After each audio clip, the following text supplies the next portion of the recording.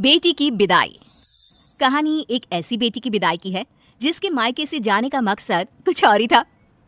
क्या है माँ, कितनी सिंपल शादी की है मेरी। मैंने क्या क्या नहीं सोचा था। अरे बेटा, कैसे तेरी शादी धूमधाम से करती। तुझे कहा तो था कि 1 साल रुक जा, थोड़ा पैसे का इंतजाम हो जाता तो अच्छे से कर देती शादी। अभी अभी तो तेरे पिता का देहांत हुआ है। दुनिया तो बातें बना रही है कि पिता की मौत को 6 महीने नहीं हुए और बेटी को लव मैरिज करने की पड़ी है। बोलने तो जो बोलते हैं बोले, मैं किसी से नहीं डरती। अरे पर बेटा, बात तो सही है ना, कुछ दिन तो रुक जाती। वाह, क्यों रुक जाती? और मयंक को कोई और लड़की पसंद आ जाती तो क्या करते माँ, बोल। अरे पर बेटा, ऐसे डर कर क्यों रहना। अगर वो तेरे लिए 1 साल नहीं रुक सकता था तो शादी करके तो तूने बहुत बड़ी गलती की है। उफ़ो, अब बस माँ लेक्चर कम दो ना। पापा की तबीयत काफी वक्त से खराब थी, सभी जानते थे कि उन्हें जाना है। फिर मयंक और मेरी शादी की उम्र भी तो हो रही थी। माँ क्या बोलती, बेटी से बहस करके अपना मूड खराब नहीं करना चाहती थी। मेघा के पिता का 6 महीने पहले ही देहांत हो गया था। पिता से बहुत ज्यादा प्यार करने वाले मेघा के भाई को कुछ होश ही नहीं रहता। बेटा आकाश, कब तक ऐसे पापा को याद करता रहेगा। जिंदगी में आगे बढ़ना है बेटा। हाँ, जैसे तुम और मेघा बढ़ गए। आप लोगों को तो जरा भी शर्म नहीं आई। पापा को गए अभी 1 साल भी नहीं हुआ, आप लोगों ने घर पर मंडप सजा दिया। माँ को पता था कि आकाश इस बात को 10 बार बोलता है। वो उसे समझाती भी तो क्या। बेटा, मेघा को लड़का पसंद था, फिर पापा भी तो मेघा की शादी को लेकर चिंता किया करते थे ना। और देख, मयंक है भी कितना अच्छा लड़का।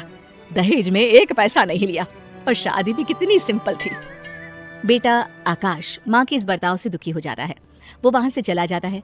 वहीं मेघा ससुराल जाती है, जहाँ मयंक कहता है, देख मेघा, साफ बात है, मेरे घर में माँ तो है नहीं, पापा भी साथ नहीं रहते। मैं भी बिजनेस और काम के चक्कर में तुम्हें ज्यादा समय नहीं दे पाऊंगा, तो देख ले तू क्या करना है। मेघा जो घूमने फिरने की शौकीन थी, वो अब 4 दीवारी में बंद कर रह जाती है। वो सोचती है कि क्या करे, कैसे शादी के पहले जैसी जिंदगी एंजॉय करे।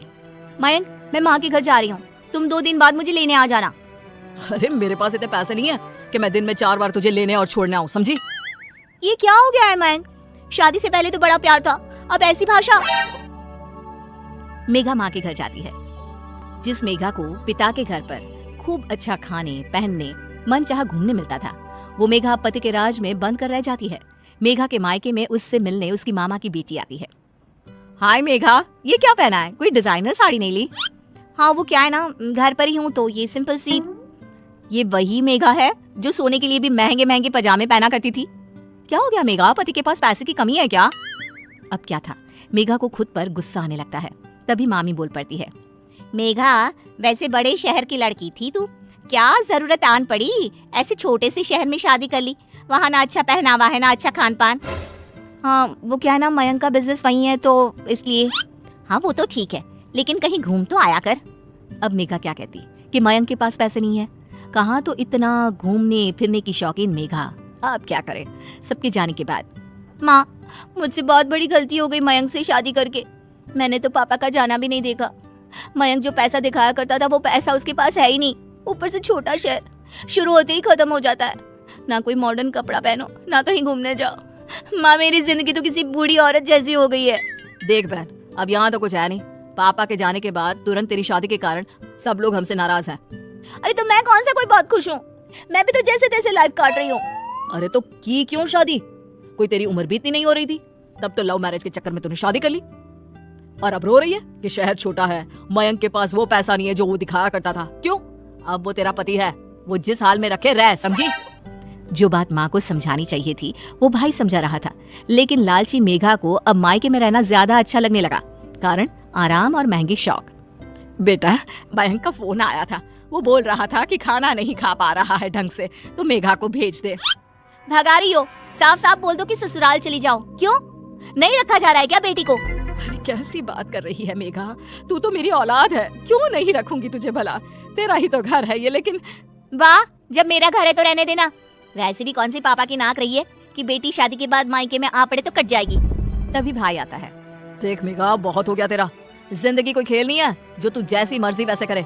किसी के घर की बहू बनकर गई है तो वहाँ की भी निभानी है ना। बकवास मत करो, घर पापा का है और मेरा भी हक है। मैं कल ही वकील बुलाकर बात करती हूँ। माँ के तो पैरों तले जमीन ही हिल जाती है कि ये क्या बोल रही है। वो बेहोश होने ही वाली होती है कि बेटा उन्हें थाम लेता है। माँ क्या हो गया, प्लीज परेशान ना हो माँ। अरे बेटा, समझ में नहीं आ रहा इस लड़की की परवरिश में मैंने कौन सी कमी छोड़ी? ये जैसा कहती गई मैं करती रही। तो मैंने कौन सी गैर कानूनी बात कर दी है? जो है वही तो कहा, क्यों? अरे बेटा, ये तेरे पापा की आखिरी निशानी है। इस घर को उन्होंने बहुत ही जतन से बनवाया था।